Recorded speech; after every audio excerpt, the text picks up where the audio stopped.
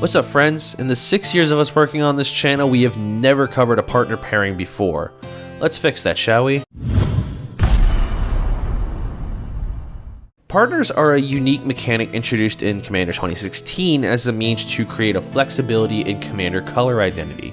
Rather than just giving us 5 rigid commanders with 4 color identities, we also got a slew of legendary creatures who also had partner, which would let us have 2 commanders so long as both had the ability. Later on, this mechanic would return in Commander Legends and a few other supplemental products. One of the decks that I've actually wanted to look at for some time now was using this mechanic, and the specific one that's piqued my interest was the partner pairing of Malcom, Keen-Eyed Navigator, and Rograhk, son of Rograhk. The decklist that we're going to be working with in this video was actually developed by the cEDH community, and so if you're interested in the specific decklist and want to show them some love, feel free to check out the Moxfield link below. Let's start by looking at what these 2 legendary creatures do. Malcom is a 2/2 Siren Pirate for 3 mana, with flying and the triggered ability whenever 1 or more pirates you control deal damage to an opponent, you create a treasure for each opponent dealt damage. Rograhk is a 0/1 for 0 mana with First Strike, Menace, and Trample. These 2 form the baseline for a very powerful, very fast, and competitive deck known as Polymorph Turbo. The goal of this deck is to utilize the namesake card Polymorph to sacrifice a creature and then morph it into something stronger. In this case, we have our 0 mana commander Rograhk, who can be dropped first turn without utilizing any resources. We can then use Polymorph for one of its functional twins to bring out essentially our only target, Glinthorn Buccaneer. See, Glinthorn has this very powerful synergy with the second commander Malcom. Whenever you discard a card, the Glinthorn will ping each opponent for 1 damage. If you have Malcom in play when this happens, you create 3 treasure tokens. And I'd like to then bring your attention to the ability of the Glinthorn. You can pay 2 mana, discard a card, and then draw a card, but this ability can only be activated while the Glinthorn is attacking. This is where things get interesting. Combined with Malcom, you can then loop this to win the game on the spot during the combat step. We enter combat and attack with our Glinthorn.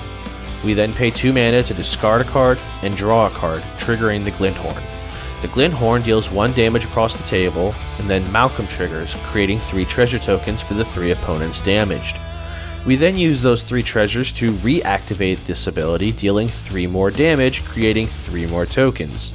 We will also net 1 additional treasure token each time, so long as we have 3 opponents still taking damage.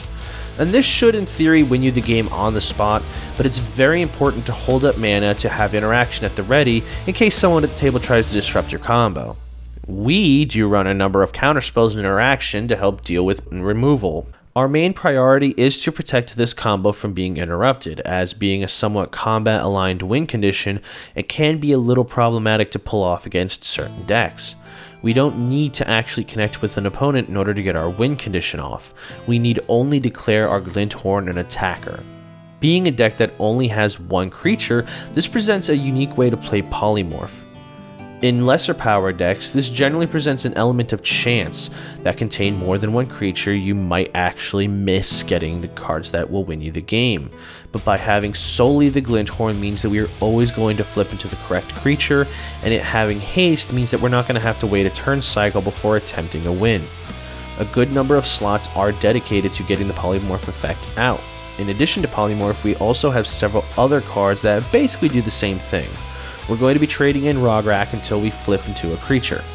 One of the factors in building an effective competitive deck is ensuring redundancy in your key mechanics.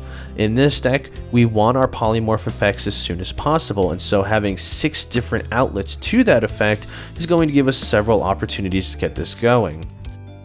Because of the importance of a few key cards in this deck, we are also on quite a few tutors and draw spells to ensure that we snag our Polymorph effect. Because of the mana requirements for our deck to go off, we do run quite a few mana accelerants. This deck is also on Underworld Breach lines, so if things do go south substantially, we have a backup plan that we can pivot to.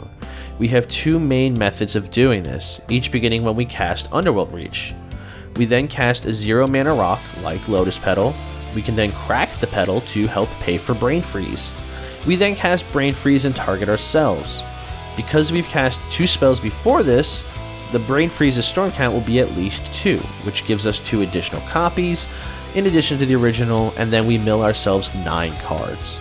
We then use the Breach to recast the 0-drop rock 2 additional times, bringing the storm count up to 5, which means Brain Freeze now will mill 18 cards. We can then do this until we hit our Polymorph effect, or we continue to build up the storm count until we can mill our opponents out entirely, and that's one of your win conditions. The alternative involves Grinding Station and a mana rock like the Mana Crypt. You have Breach out, you have Grinding Station in play. You then tap the Mana Rock for its mana, we then sacrifice it to the station and mill ourselves for 3. We then recast the Mana Rock, untapping Grinding Station, and then we can repeat. This can be done until we hit our Polymorph effect in our mills, which by then we've amassed enough excess mana and graveyard resources to cast it from the graveyard. I think this is my favorite deck that's on red. It's powerful, it can win fast and consistently, and it's perhaps the only deck I've looked at in a long time that's not on Thoracle as a potential win condition. It's definitely one to proxy out, however, given its inclusion of a power 9 card in using Time Twister. Anyway, I want to give special thanks to Recurring Insight for their guide on the Underworld Breach lines, which was monumental for my understanding and researching this video. Underworld Breach is kinda broken. I also want to thank the community that developed and tested the Malcom Roger list that we looked at in this video. I have so much respect for the minds in the cEDH community who have way more talent than I will ever have to put together this level of list. If you want to look at their full deck list, you can check out the Moxfield link in the description box below. I hope you enjoyed this video, and as always, I'll see you all next time.